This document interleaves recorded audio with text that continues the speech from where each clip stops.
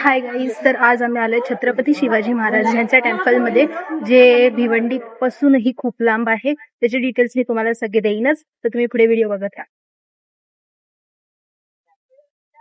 हे आहे मंदिराच्या आतमधलं दृश्य आणि हे समोर जे माइक्स लावलेत, आता थोड्या वेळात इथे पंडित येतील आणि इथे छान पोवाडे आणि छान असे स्टोरीज सांगतील आपल्याला महाराजांबद्दल, की त्यांनी आयुष्यभर काय काय केलं आहे ते. आणि तुम्ही पुढे बघालच की किती सुंदर असं मंदिर आहे, जिथे तुम्ही नक्की यायलाच पाहिजे. हा आहे मेन एंट्रन्स, जो की मी आतून शूट केला आहे, बाहेरून नाही. आणि इथे आतमध्ये आल्यावर खूप पॉझिटिव्ह अशी वाईब येते. हे पूर्ण असं मंदिर आहे जिथे तुम्ही समोर फोटो बघू शकता. ते सगळे फोटोजमध्ये आपल्या महाराजांची त्यांनी एक स्टोरी सांगितली आहे, की त्यांनी आयुष्यभर काय काय केलं आहे ह्या स्वराज्यासाठी. आणि हे एक सुंदर असं मंदिर बांधलेलं आहे, जिथे तुम्ही खरंच जायला पाहिजे, कारण की इथे एवढी पॉझिटिव्ह वाईब येते आणि इतकं छान वाटतं की इथून जायची इच्छा पण होत नाही. आणि त्यामुळे असं वाटतं की महाराज आजही स्वतः इथे हजर आहेत. इथे तुम्ही बघू शकता की हे किती सुंदर प्रकारे मंदिर बांधलं गेलं आहे. आजूबाजूला पूर्ण आणि पूर्ण ग्रीनरी आहे. इथे आल्यावरती तुम्हाला मनाला इतकी शांती भेटेल आणि मनाला एकदम प्रसन्न करून जाणारं हे वातावरण आहे. तर तुम्ही इथे आल्यावरती तुम्हाला कळेलच की किती सुंदर आहे.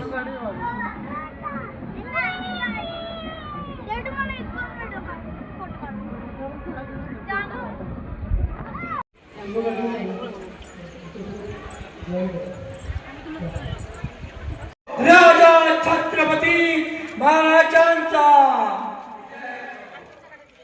पार्वती पतये हर हर महादेव. हे बघा, मी तुम्हाला थोड्या वेळापूर्वीच दाखवलं होतं लांबून हे फोटोज.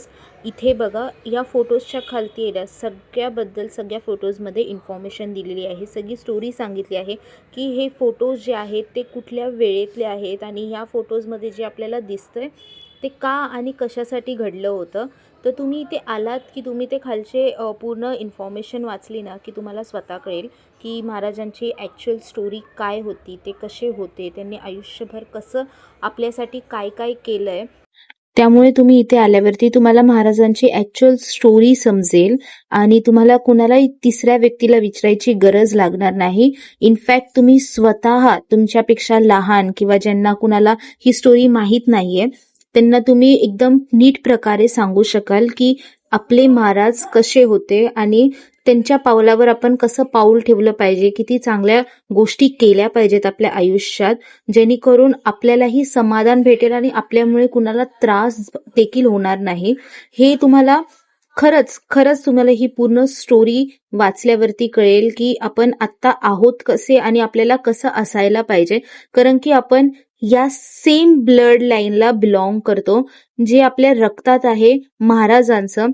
आपण मराठी आहोत आणि हे आपल्याला प्रत्येक एका ओळीमधून सांगितलं जातं, आपल्याला समजतं की आपण काय आहोत आणि आपल्याला काय केलं पाहिजे आयुष्यात. कारण की हे आपल्याला जेव्हा समजेल ना की आपण कुठल्या ब्लड लाईनला बिलॉंग करतो आणि आपण आता जे करतोय ते चुकीचं आहे का बरोबर आणि पुढे काय केलं पाहिजे, तर आपलं आयुष्य हे एकदम चांगल्या रीतीने सॉर्टेड होऊन जाईल की आपल्याला पुढे कशाची चिंता लागणार नाही. आपण जे निगेटिव्ह थॉट्स आपल्या मनात विचार करून असतो ना, की नाही आपण कुठलंही स्टार्ट करायच्या अगोदर पहिला आपण हा विचार करतो की नाही हे जर नाही झालं तर, बल्कि तुम्ही जर हे स्टोरी नीट वाचाल तर महाराजांनी कधी हा विचार नाही केलेला की मी हे केलं तर असं झालं, तर मी असं केलं तर तसं झालं, तर नाही.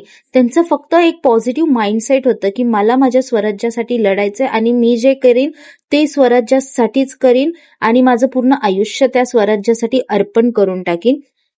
त्यामुळे ते नेहमी सगळे युद्ध जिंकत आले होते. या पॉइंटला येऊन स्टोरी स्टार्ट होते, ती पूर्ण इथे येऊन पूर्ण संपते. तर असा होता हा आपला आजचा दिवस. तर तुम्ही मला नक्की सांगा की हा ब्लॉग तुम्हाला कसा वाटला. लाईक, शेअर अँड सबस्क्राईब करायला विसरू नका. Till then bye.